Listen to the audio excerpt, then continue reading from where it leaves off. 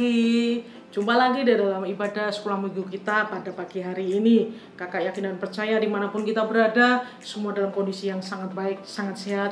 Karena kakak percaya Tuhan Yesus selalu menyertai setiap kita. Mari sebelum kita masuk dalam ibadah kita datang kepada Tuhan dengan ucapan syukur di dalam doa. Mari adik-adik kita tutup mata, kita doa kepada Tuhan.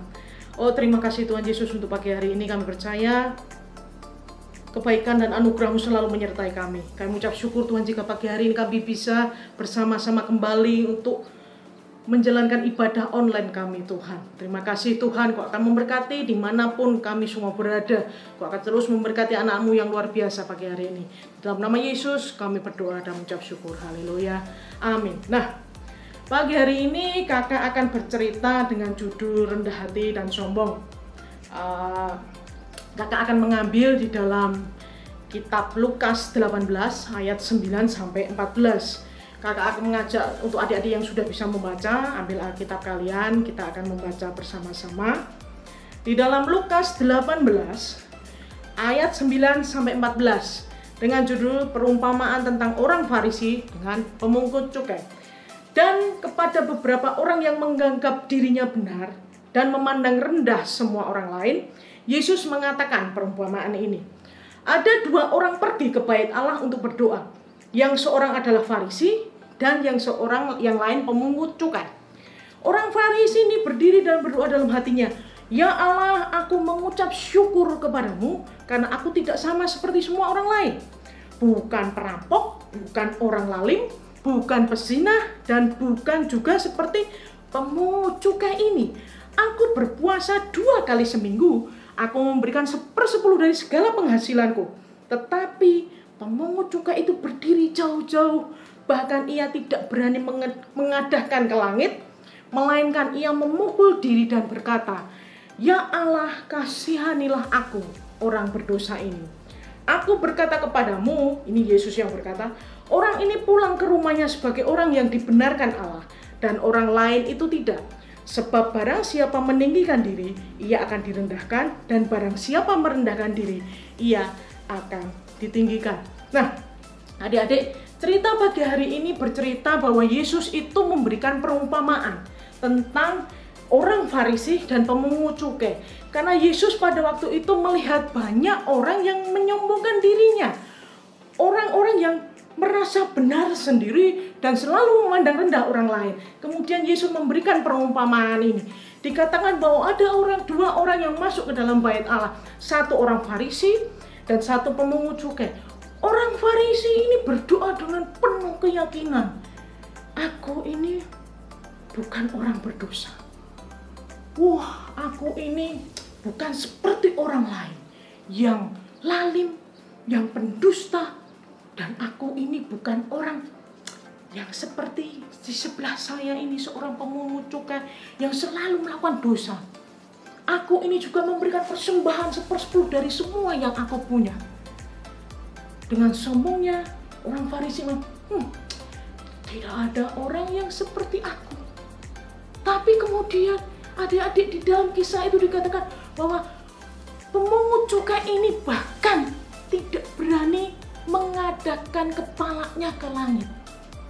Kalau orang sombong biasanya begini kan, "Aku adalah orang pintar," kan gitu.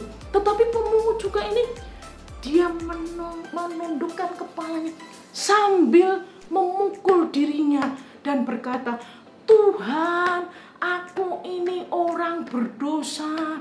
Tuhan, aku ini tidak layak. Tuhan, ampuni aku." Di dalam cerita itu dikatakan, Yesus berkata bahwa pemungut cukai ini yang memukul-mukul diri dan dia merasa sangat-sangat tidak layak di hadapan Tuhan, dia akan pulang menjadi orang yang dibenarkan.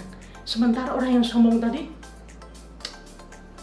dia tidak menjadi siapa-siapa. Nah, adik-adik, pagi hari ini apa yang kita pelajari dari cerita ini? Mungkin di dalam pertemanan adik-adik, baik di sekolah yang mungkin selama pandemi ini belum bisa ketemu dengan teman yang lain, atau mungkin di rumah, atau mungkin bahkan dengan saudara. Kita melihat, dia pandai bernyanyi nih. Tapi dia nggak sombong. Atau mungkin gambarnya jelek sekali, beda dengan saya. Nah, ayo. Dia kok pakai baju bagus ya? Aku juga punya.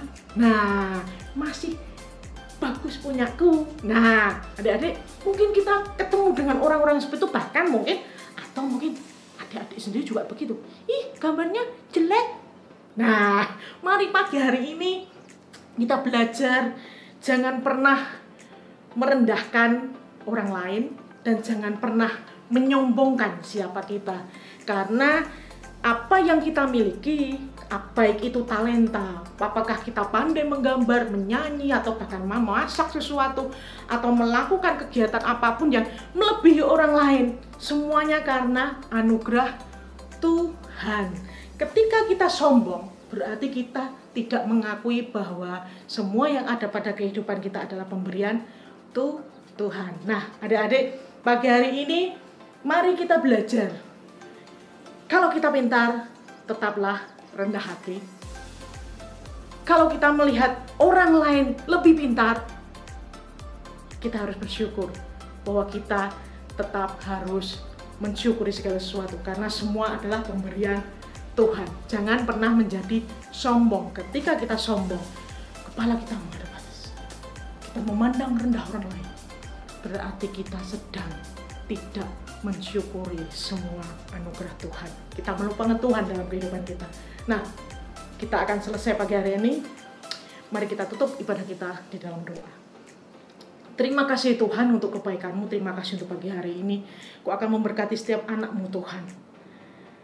Ajar kami untuk memiliki kerendahan hati dalam setiap kehidupan kita. Ajar kami untuk selalu bersyukur Tuhan, bahwa setiap kami pribadi lepas pribadi memiliki talenta, kemampuan yang berbeda-beda Tuhan.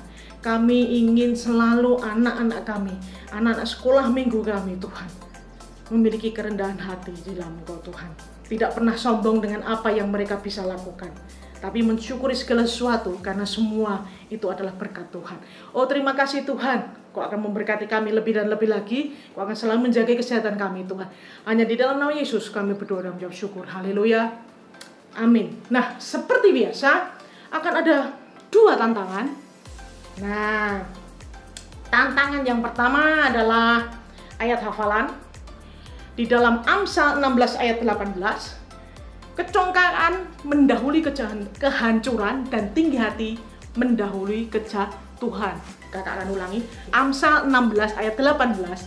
Kecongkakan mendahului kehancuran dan tinggi hati mendahului kejatuhan.